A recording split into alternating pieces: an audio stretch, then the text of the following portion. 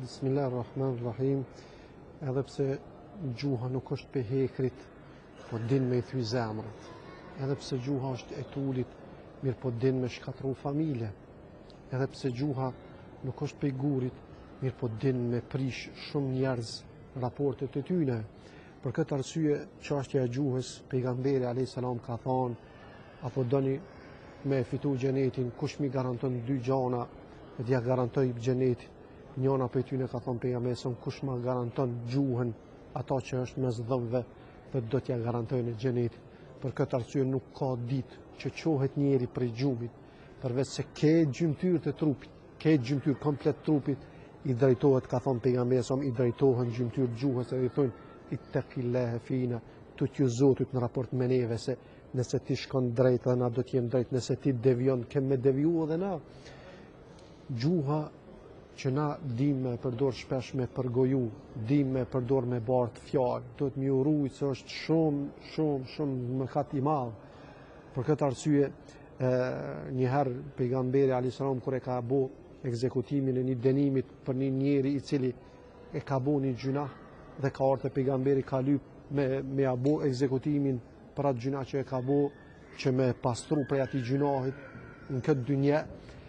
Derisa është realizuar ekzekutimi, dy shok pe këshyrin tu denu edhe pi thoi njëri tjetrit, a e sheh ai që se nal veten prej gjunahit, qysh e bjen punën që me gurzu sikur se qenin. Fjaleron, pejgamberi sa më ndëgjoj po nuk foli hiç nuk po fol. Tu kthy pejgamberi alayhis salam pe sheh një coftin, era e ron pi vjen. Mu trishtu prej pamjes dhe prej erës kush e nuhat.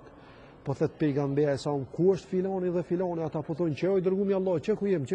Po thet pejgamberi sa hajdeni këtu. Kur erdhën te pejgamberi po ju thet hani prej kësaj coftine. Hani prej kësaj coftine, po thonë oj dërgumi Allahit fal. A hahet prej kësajna. Po thet pejgamberi sa vallahi me hongër prej kësaj coftine është ma lehtë se sa gjunahin që ju parzit e bonet që falet për vllajën e juve. Vallahi, thot ai gjuna ka bo mirë, po ka lyp mu pasru, thot tashem të e pa, tu knashin knasit e xhenetit përjetshëm.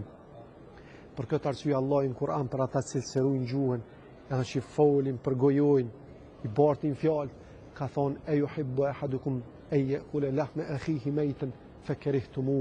A ka qef ndonjëri prej juve me hongër mishin e vllat vet të vdekur? A ka qef dikush? Thot këta e urrejni, e njëjtë është edhe mu marrë me përgojim, e njëjtë është me i bajt fjalë, me folë për njerëzit mrapa shpinës. I kanë thonë ja Rasulullah, nëse folën për një njeri që e ka një tmet, a llogaritet kjo përgojim?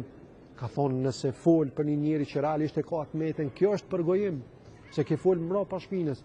Po thot nëse nuk e ka, e veç ja ke ngjit, thot kjo është shpifje. Për çfarë arsye kur është ngrit pejgamberi sa në Isra dhe Miraj, kur është kanë qiell, një prej dënimeve që i ka pa njerëzit, i ka pa do njerëz gishtat e tyne me thojt mdhajt bakrit të e qky ftyrën e vet. Kur e ka vetë Gjibrilin, çka janë këta njerëz? Thot këta janë që i kanë përgoju njerëzit, këta janë që i kanë marrë njerëzit përgoje.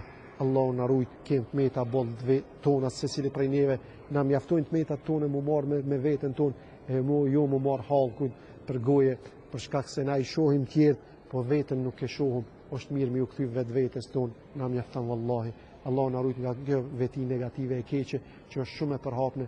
Zoti na bëj për aty që ruhum, e Allah xhashanu më na bëj mundur me fitu xhenetin. Wassalamu alaikum wa rahmatullahi wa barakatuh.